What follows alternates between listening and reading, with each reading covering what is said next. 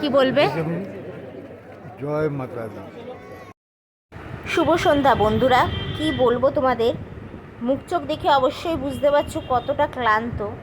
কারণ আগের দিন অলরেডি রাজধানী এক্সপ্রেস করে আমরা গেছি নিউ দিল্লিতে, নেমেছি। নিউ দিল্লিতে আমরা একটু এদিক ওদিক ঘোরাঘুরি করেছিলাম। সেখানে খাওয়া দাওয়া সেরে ওয়েটিং রুমে এসে বসেছি, সেরকম কোনো কাছাকাছি হোটেল পাইনি বলে। তারপর আমাদের ট্রেন ছিল 7:50 থেকে 7:55 মধ্যে কাটরা যাওয়ার জন্য, মানে শ্রী বৈষ্ণব দেবী মাতার কাটরা স্টেশনে নামবো বলে। নিউ দিল্লি প্ল্যাটফর্ম থেকে ট্রেন ছেড়েছিল 7 কি 8 নম্বর থেকে। সব থেকে এর বড় কাহিনী হচ্ছে আমাদের 3টে অবধি, দুপুর 3টে অবধি কিন্তু আমাদের ট্রেনের টিকিট তখনও পর্যন্ত কনফার্ম হয়নি। ভিআইপি কোটায় ফেলা ছিল, থার্ড এসি, চিন্তা করো। আর ট্রেনের যা অবস্থা, মানে একটা সিট, মানে আমাদের 3জনের মধ্যে 2টো রিজার্ভেশন কনফার্ম হয়ে গেছিলো, আর একটা হয়নি। তো যেই কারণে আমাদের সাথে সাথে আরএসি প্রচুর পড়েছিল। আরএসির লোকজন একটা সিটে 4 থেকে 5 জন করে বসতে হয়েছে কষ্ট করে। আমাদের সিটের ওখানে ছোটো বেবি পড়েছিল, সে কান্নাকাটি করছিল, যে কারণে তোমরা জানো ইউটিউবে সেটা ভয়েসটা দেওয়া যাবে না। মা কিছু বলছিল যে ক্লান্ত হয়ে পড়েছি আমরা সারাদিন দিল্লি ঘুরে, সেই ভয়েসটা দিতে পারলাম না। আমি পরে ভয়েসটা দিচ্ছি এটা। আর এরপর দেখতে পাবে রাতে আমাদের প্রচুর মানে টিটির সাথে ঝামেলা হয়েছে, কারণ সিট বেঁচে দিচ্ছেন উনি, তবু আমরা চেয়েছিলাম, আমাদের দেয়নি। যেহেতু আমাদের 2টো রিজার্ভেশন ছিল, তো ওখানে কেউ ছাড়তে চাইছিল না আরএসির লোকেরা। আমরা কথাবার্তা বলে যে আমার 2টো মানুষই অসুস্থ, তো তাদেরকে আমাকে শুতে দিতেই হবে, আপনারা এই 2টো সিট আমার অন্তত ছেড়ে দিন। তো কষ্টে সৃষ্টে যা হোক করে যাওয়া হয়েছে বন্ধুরা, ওই একটা সিটে 2জন শুয়ে। তবুও যে মায়ের দরবারে পৌঁছাবো, এটাই একটা বিশাল আনন্দ, মনে শক্তি ছিল। তো আগে আগে দেখো কি হয়, কিভাবে পৌঁছালাম, কি করলাম, বন্ধুরা দেখতে থাকো। ট্রেন একদম নিউ দিল্লি থেকে রাইট টাইমে ছেড়ে দিয়েছে। তো চলো, যাত্রা শুরু হলো কাটরা যাওয়ার, দেখতে থাকো। এরপর নেমে গেছি আমরা কাটরা স্টেশন, শ্রী বৈষ্ণব দেবী যাওয়ার উদ্দেশ্যে। তো চলো স্টেশনটা দেখিয়ে দিচ্ছি। এই যে এই ট্রেনে করে আমরা এসছি, এই এক্সপ্রেসটা করে। চলো, প্রচুর প্রচুর অগুন্তি মানুষ এসছে, কি বলবো, মানে অপূর্ব। সব ট্রেন থেকে নেমে দৌড়াচ্ছে, কেউ দাঁড়াচ্ছে না। তো আমরা এখন যাব, গিয়ে একটা আগে কাটরা হোটেল নেব, নিয়ে তারপর ফ্রেশ হয়ে দেখি তারপর কি করি, সেটা পুরোটাই তোমাদের সামনে তুলে ধরবো। দেখো বৈষ্ণব দেবী পৌঁছানো, দেখো স্টেশন থেকে দেখা যাচ্ছে এটা। তোমাদের সাথে এটা শেয়ার না করলে হয়, আমাকে দৌড়ে দৌড়ে ট্রেন থেকে নেমে আসতে হলো এটা দেখানোর জন্য শুধু। দেখো স্টেশনে নেমেছি 5টা বাজে তখন 40। তো দেখতেই পাচ্ছ, দেখো শুধু, বলো জয় মাতাজি। দেখা যাক।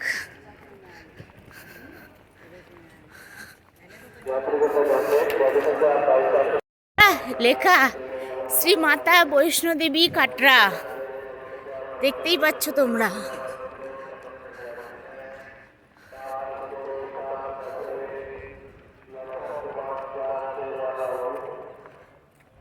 দেখো বন্ধুরা কোথায় এসে গেছি আমরা, দেখতেই পাচ্ছি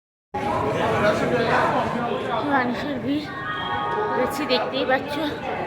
ট্রলি টেনে যাওয়া হচ্ছে।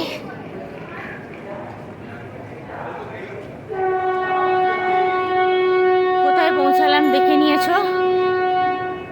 আজকে একটা বিশেষ দিন, সবাইকে জানাচ্ছি শুভ দোলযাত্রা, দোল পূর্ণিমা। মা আনিয়েছে মাতাজি, দেখি মা কি করেন এবার,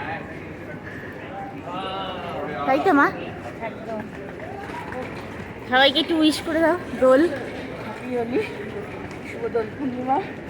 সবাই ভালো করে রং খেলো, খুব সাবধানে। আমরা এখন কাটরায় যাচ্ছি, জয় মাতা বৈষ্ণব দেবী। ভাবিনি চট করে এত তাড়াতাড়ি মা এ করবে। চল থেকে তোমরা সব ফেসিলিটি পেয়ে যাবে অটো, তাই তো বাবা? এখানে আসবে, এখানে ট্যাক্সি। আগে বলো আজকে দোল তো, আজকে কোথায় আমরা? শুভ দোলযাত্রা আমরা এখন কাটরা বৈষ্ণবদেবী মাকে দর্শন করতে যাবো, তার জন্য এসে গেছি। এখান থেকে আমরা গাড়ি পেয়েছি। এখানে নিয়মটা একটু আপনাকে বলি, যে হোটেলে থাকবেন ভালো হোটেল নিয়ে যাবে ওরা ড্রাইভার, ওখান থেকে পর্চা করিয়ে দেবে, উনি ওপরে যতটা যায় গাড়ি নিয়ে যাবে, দিয়ে আপনাকে ছেড়ে দিয়ে চলে আসবে, আপনি উঠে যাবেন। এবার আবার এলে ফোন করবেন, ওনারা নিয়ে এসে হোটেলে দেবে, হোটেল থেকে আবার যখন বেরোবে স্টেশনে। এর একটা পুরো প্যাকেজ আছে, এই প্যাকেজটা আপনি বুকিং করতে হবে, তাই দৌড়াদৌড়ি করবেন। আর তোমার কি প্ল্যান ছিল এরকম আসার হ্যাঁ, হুট করে? করে এসছি আগে, কিন্তু মায়ের কাছে আসবো এটা আমি ঠিক করেছি। মা আগে, তারপর আমরা সব দেখবো। কোথায় যাবো দেখতে থাকো, আমরা সব বলবো। সুস্থ থাকো, ভালো থাকো। এই দেখো আমরা এখান থেকে স্টেশন থেকেই গাড়িটা নিচ্ছি, এখান থেকেই আমরা যাব হোটেল প্রথমে ফ্রেশ হতে। তো এখন আমরা কি করলাম বাবা? একটা পর্চা হয়ে গেল, আমরা যে হাঁটবো মায়ের কাছে যাবো, তার জন্য গভর্নমেন্টের পারমিশন দেবো। এই আমাদের বেশি টাইম না, 5-7 মিনিট দাঁড়ালেই আপনার পর্চা লাইন করে কাউন্টার। এবার তারপর এবার আমরা হাঁটা শুরু করি। মায়ের উদ্যোগে প্রথমে গাড়ি আসবে, বানগঙ্গা পর্যন্ত আমরা যাবো, ওখান থেকে হাঁটা শুরু। दीदी जी ले लो। যা হাঁটতে পারবো না ঘোরাবো। চল বানগঙ্গায় আমাদের চেকিং হয়ে গেল, ফাইনাল চেকিং এটাকে বলা হয়। ফাইনাল চেকিংয়ের পর এইবার আমরা যাত্রাপথ শুরু করলাম হাঁটা। মায়ের নাম নিয়ে একদম জয় মাতা দি, জয় মাতা দি, জয় মাতা। চলো আমরা এগোই। হ্যাঁ, রাস্তায় তোমাদের দেখাবো কীরকমভাবে যাচ্ছি, কত দূর যাচ্ছি, সব তখন দেখতে পাবো। চলো। দেখো বন্ধুরা, অনেকটা দূর পৌঁছে গেছি। প্রচুর একদম মানে কি বলবো, খাড়াই উতরাই অনেকটা এসছি, এখনো অনেকটা পথ বাকি। মা সত্যি কষ্টের খুব, মা টানালে তবেই আসা যায় এখানে, এটা একদম প্রত্যক্ষ প্রমাণ। জয় মাতা দি। দেখো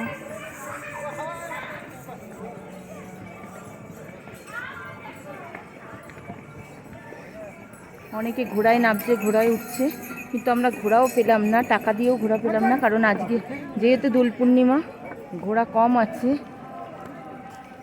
অনেক চেষ্টা করলাম, সেই জন্যে হেঁটেই উঠছি। মেয়ে পৌঁছে গেছে, আমি আর তোমাদের দাদাভাই অনেকটা, এখনও অনেকটা কভার করতে হবে, প্রায় 7 কিলোমিটারের মতো। কি ভিউ দেখো, পুরো কাটরা শহর দেখা যাচ্ছে। বন্ধুরা যতটা সম্ভব তোমাদের দেখিয়ে দিচ্ছি, কারণ এখানটা পুরো জাল সিস্টেম করা আছে,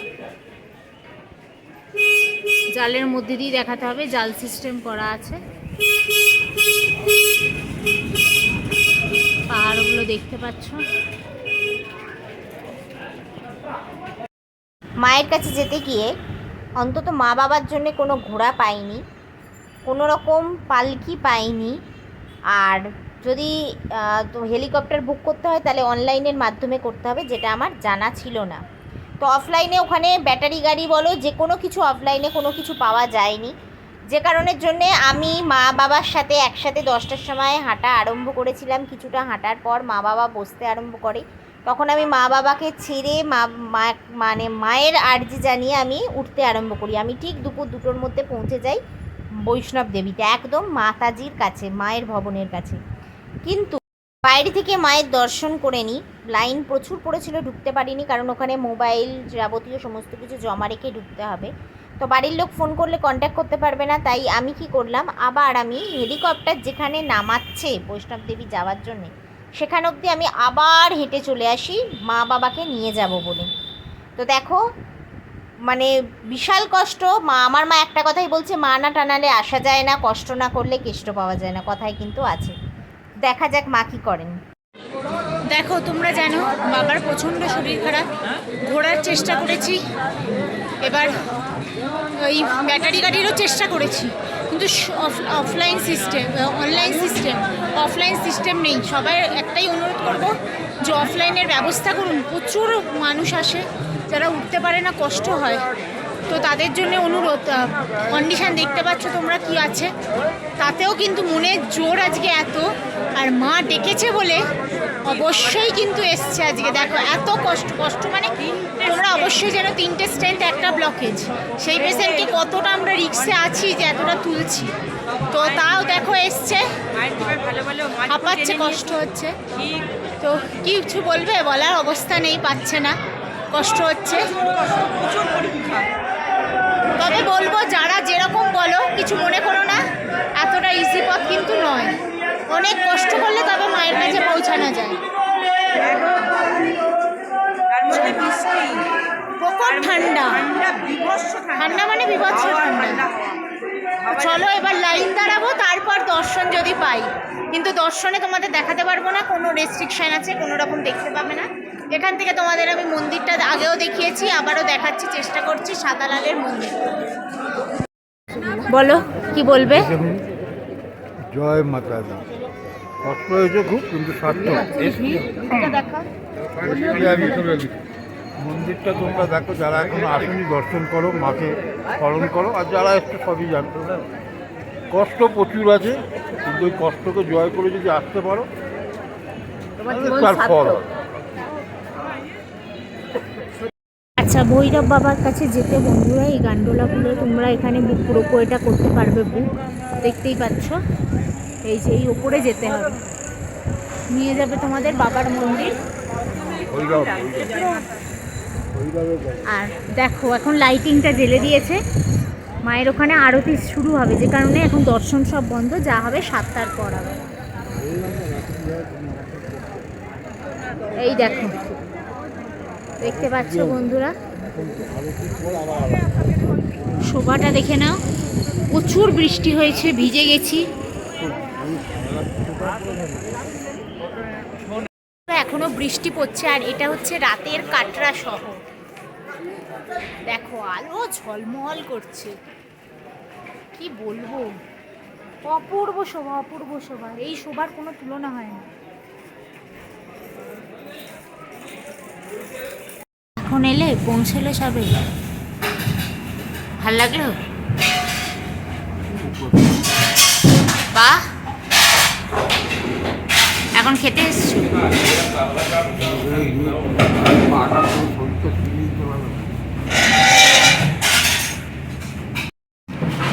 এখন পৌঁছলে না? আমি তো পাল্টা করে এসেছি, আসতে পারিনি হেঁটে, প্রচুর শরীর খারাপ হয়ে গেছে, 3000 টাকা দিয়ে পাল্টা করে এলাম। মানে দৌড়াদৌড়ি করতে হবে, না করলে তো অনেক এরকম যার রেট, 6000 7000, কোনো ধরা ছোঁয়ার বাইরে। সকালে তো প্রচুর, এখন একটু কম দিয়ে আমাকে 3.5 লাস্ট বলেছিল, আমি 3 দিয়েছি। আর এখন হোটেলে খেতে চলে এসেছি, এখানে কিন্তু 15 কিলোমিটারের মধ্যে কোনো রকম কিচ্ছু চলবে না, ননভেজ, একদম না, নিরামিষ, নাম নেওয়াটাও এখানে উচিত নয়, বলেই দিচ্ছি। একদম। তো চলো রাতের থালিতে দেখিয়ে দেবো, শরীর প্রচণ্ড ক্লান্ত। এটা 14 কিলোমিটার ছিল না, কত কিলোমিটার ছিল বুঝতে পারছি না, নামাটা প্রচণ্ড কষ্ট, মায়ের কাছে যাওয়া। একটা কথাই বলবো, যারা আসছো অন্তত 3 মাস আগে অনলাইনে নয় ব্যাটারি গাড়ি অথবা হেলিকপ্টার বুক করে এসো দয়া করে, না হলে অত্যন্ত অবস্থা আমাদের মতো হয়ে যাবে। আমাদের মতো মানে পাগুলোর অবস্থা, বাড়িগুলো গিয়ে তোমাদের আর দেখাবো। এখানে সব কিছু অনলাইন, জানো তো, কোনো রকম অফলাইনের কিচ্ছু সিস্টেম নেই, এটাই খুব খারাপ লেগেছে। যে কিছু পাবলিকের জন্য অন্তত সিনিয়র সিটিজেন আরও অনেক কিছুর জন্য অফলাইন করাটা দরকার। তো চলো।